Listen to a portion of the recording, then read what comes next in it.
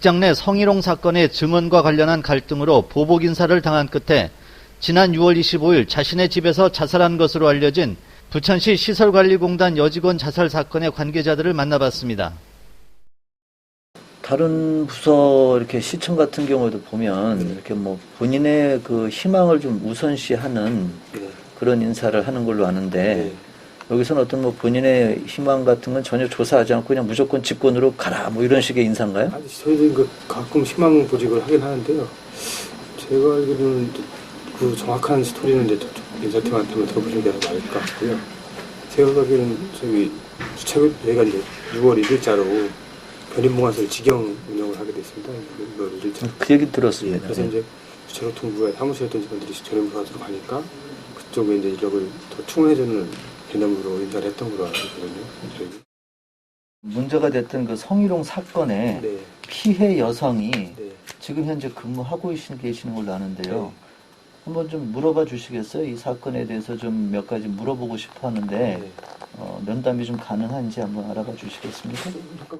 하기 전에 제가 인권위 하기 전에 사건이 그렇게 감사실에 이렇게 제가 이렇게 의뢰를 했을 때도 그럼 저를 불러갖고 딱 좋게 풀 수 있는 거예요. 그러면 뭐 진짜 뭐 부모 죽이는 원수도 아니잖아요. 그러면 그래 네가 마음고생 심했겠다. 그렇게 심한 말 들었으니까 그러면 내가 이 사람한테 대다 사과를 시킬 테니까 우리 없던 걸로 하자. 이러면 저도 당연히 응했을 거예요. 근데 그게 아니고 이 사람 저를 협박을 했고 수시로 다른 학생 찾아와가지고 뭐 여직원 나가 시끄럽게 한다. 내가 그 여직원의 목을 허세에 좋을 것이다.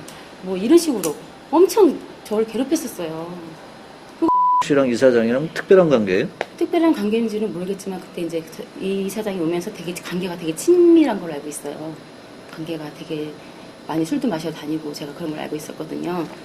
그래갖고 저 너무 황당한 거이가 없는데 그날 면담하는 날 저를 이제 새벽에 기다렸다 저를 불러갖고 공단본부 흡연실로 가서 저를 불렀고 얘기를 하는데 농담했으니까 치아해달라고 말을 한 거예요 저한테. 근데 그날 이민아랑 재나 쌤이랑 같이 갔어요. 본부를. 이민아 씨가 지금 예. 이민아 씨랑 저랑 같이 공단본부를 간 거예요. 그날 가면서 이민아 밖에서 기다리고 저는 얘기를 하게 됐는데 그 농담했으니까 치아될 말을 이민아가 들었다는 거예요. 얘기를 들었다고. 그래서 저는 이제 사무실 와가지고 임 부장님이 저희 이제 그때 직접 부장님이셨으니까 그래서 그 있었던 얘기를 다 했어요. 부장님 저한테 농담했으니까 치아될 말을 했다. 그랬더니 이민아가 나도 들었다고. 그 자기 지금 서주겠다고 말을 한 거였어요. 이민아 씨가? 예. 그래갖고 그래 임장님 그래 같은 여자끼리 그래 당했으니까 그래 그거 해주면 좋지 막 이렇게 나왔었어요. 나왔는데 제가 이제 경찰서를 이제 오라고 고소했으니까 조사를 받을 때잖아요.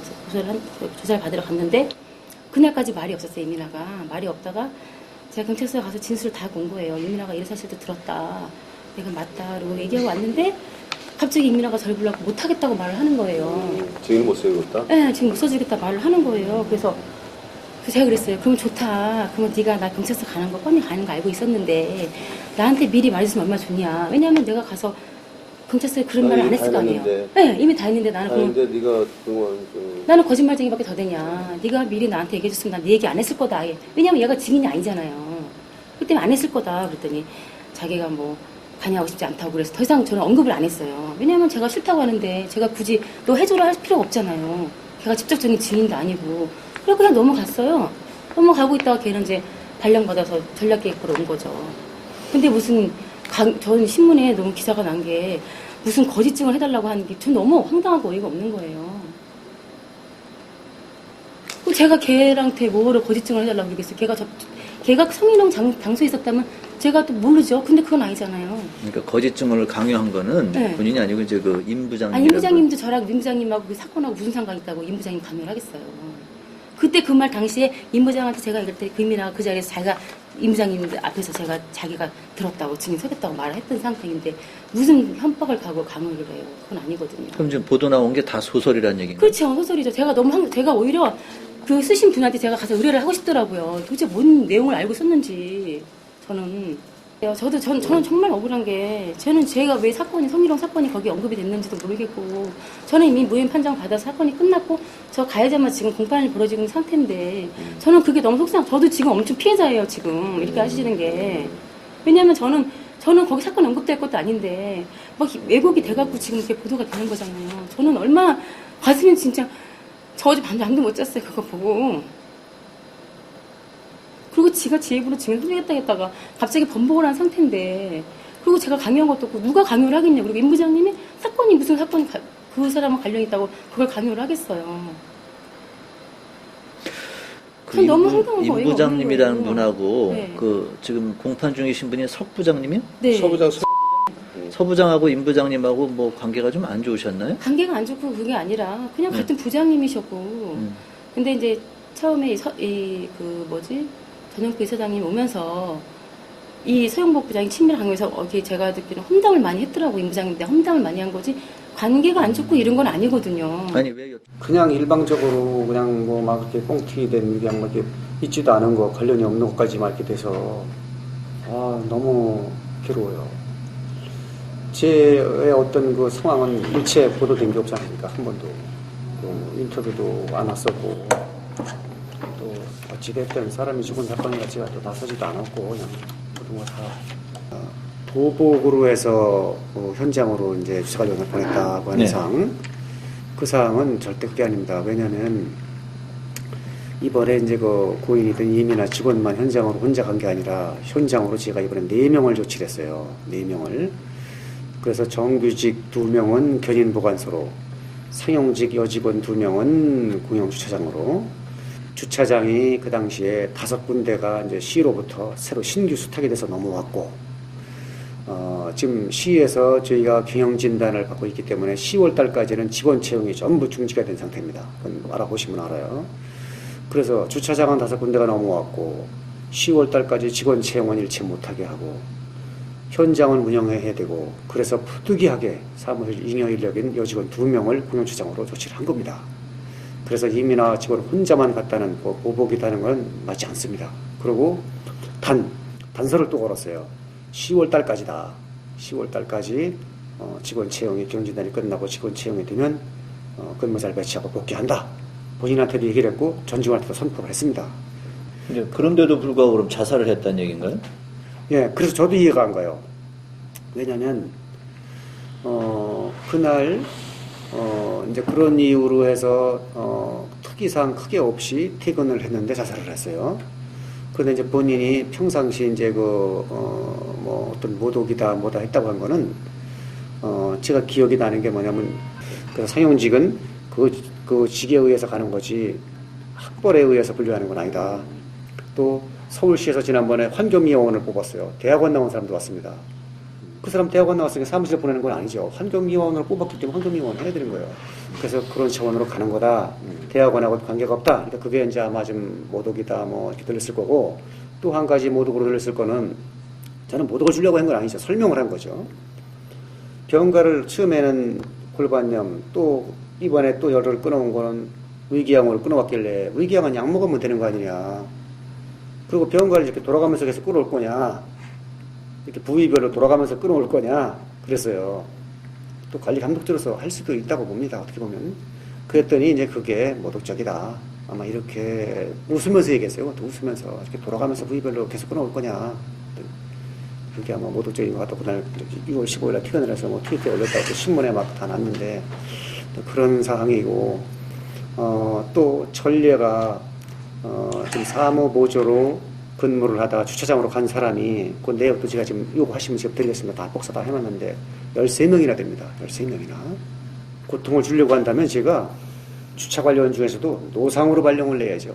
길거리에서 돈 받는 거, 그 한여름 그 추인 그걸로 서서 돈 받는 거. 근데 제가 조치를 노예로 했습니다. 이런 건물 내에서 근무하는, 주차부스에서 근무하는 노예 주차장으로. 그리고 우리 담당하고 팀장한테 당부를 했고, 이 사람은 사무보조하는 사람이니까 주차에 초보니까 수월한 주차장으로 지정을 해서 근무시켜라.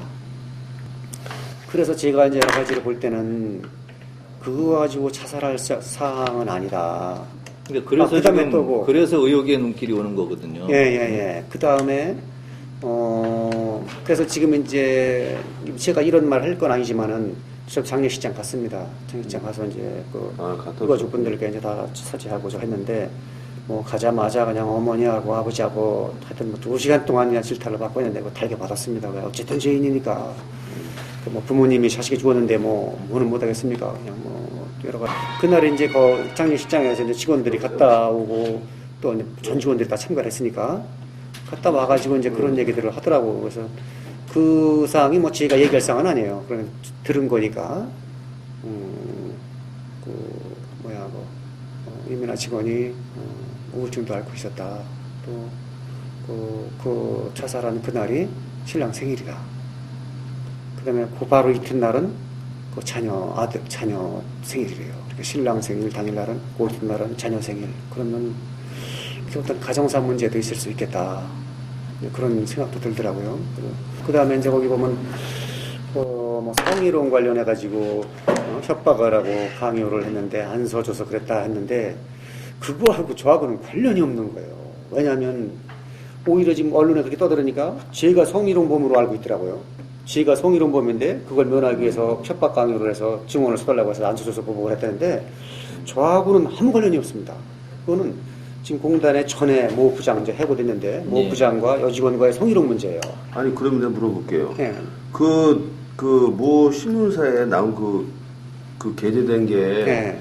그게 보니까 임 부장님이에요. 그 말이. 예. 그래요. 읽어보니까 저도 읽어봤어요. 근데 그 사람들이 그 무슨 근거로다 그런 말을 갖다가 그 글을 그런 데다 냈을까요? 그래서 반박을 하려고 그랬더니 네. 지금 반박 조치가 다 써놨어요. 써놨는데 네. 그거 일일이 다 반박하면 오히려 좋지 않은 시각으로 본다. 이거 사람이 죽은 사건이기 때문에 그래서 아니 근데 이거 가만 일단 나중에 다 한꺼번에 묶어서 소송을 하든가 이렇게 그런 조치를 하는 게 낫겠다는 의견. KBS 아침마다 제가 그걸 봤어요. 봤는데도 그런 내용이 있더라고요. 그거는 그 사람 죽은 거는 어떤 보복 정치가 아니라 보복으로 도 인사 발령이 한 게 아니라 성희롱으로 이 사람이 그거에 대해서 죽은 걸로 이렇게 돼 있더라고요. 그러니까 그 원인적으로 그거란 말이에요. 중요한 거는 성희롱이란 말이에요. 성희롱 관련. 그렇죠. 그래서 그걸 제가 말씀드리면 거기 뭐 죽기 하루 전 지인에게 보낸 문자 메시지 그런 거 올려놨죠. 그게 맞지 않는 게 뭐냐면 그 성희롱 사건 발생은 3년 전에 2008년도에 일어난 거예요. 근데 이제 그게 소송으로 번지기 시작한 거는 그 이듬해인 2009년도 3월 달부터 소송이 이제 맞고소에 이제 막 다 이제 피자가 시작이 된 거고 그때의 그 사항이더라고요. 냉겨보니까. 강요하고 협박을 하면서, 증인을 서달라. 안 서주면 주차관리원으로 보내버리겠다. 그렇게 했어요. 그러면 2009년도 그 당시 그 소송이 벌어지고 막 증인 문제가 나오고 할 때 2009년 3월인데, 그때는 제가 사업관리부장을 했습니다. 사업관리부장은 주차관리원으로 보내고 하는 그런 직책이 아닙니다. 주차관리원도 지금 휘하에 없고, 말이 안 맞는 거예요. 뭔가 조작된 거예요. 나 이거 억울해서 나 이거 분명히 정정욕을 하든가 하려고 그래요. 아니. 근데 저하고 또 좀 사이 안 좋은 사람들이 여기에 이제 또 이렇게 막 관여들을 하는 것 같아요. 그래서 이게 더 막 이렇게 막 무성하게 말이 막 이렇게 부풀려지고 그러는 걸 느낄 수가 있을 것 같겠어요. 어차피 결과가 경찰서 조사 결과나 뭐 그런 게 나와 봐야 알겠지만은 그래도 지금 떠오르는 이제 우리가 느끼는 감도는 좀 너무 하지 않았느냐 그쪽이 사실 좀 있잖아요. 표현이. 근데 저희가 알아본 바에 의하면 이민아 씨 혼자만 뭐 그렇게 발령이 난 게 아니고 외주 줬던 업무가 직영으로 전환되는 바람에 그 인원 파견이 필요해서 11명인가가 동시에 인사 발령이 난 걸로 아는데요. 이제 뭐 일단 그때 11명 나서 이제 견인 보관소도 나고 일단 저희가 일단 정원이 계속 사람을 충원을 못해서 좀 부서마다 좀 힘든 부분은 사실 있었거든요. 그래서 이제 근데 그 보복성 인사라고 보는 일단은 그거 얘기가 지금 나오는 거는 이제 뭐 그 전에 이제 트위터에서 뭐 나오다시피 전부터 이제 성희롱 관련 들어가서 뭐 증인 얘기 좀 나오는 부분이 있고 증인을 해달라고 했다 안 했다 뭐 그거는 이제 검찰에서 뭐 판결할 문제고. 그렇죠. 만약에 시에서 그 임 부장님을 그냥 유임을 시킨다 그러면 뭐 어떤 행동에 나설 거라는 얘기신가요? 일단 어느 정도 수사가 나와야 방향이 나오겠지만 그래도 도의적인 책임은 사장이 졌지만은 그럼에도 불구하고 일단은 부장들도 체급은 있지 않느냐.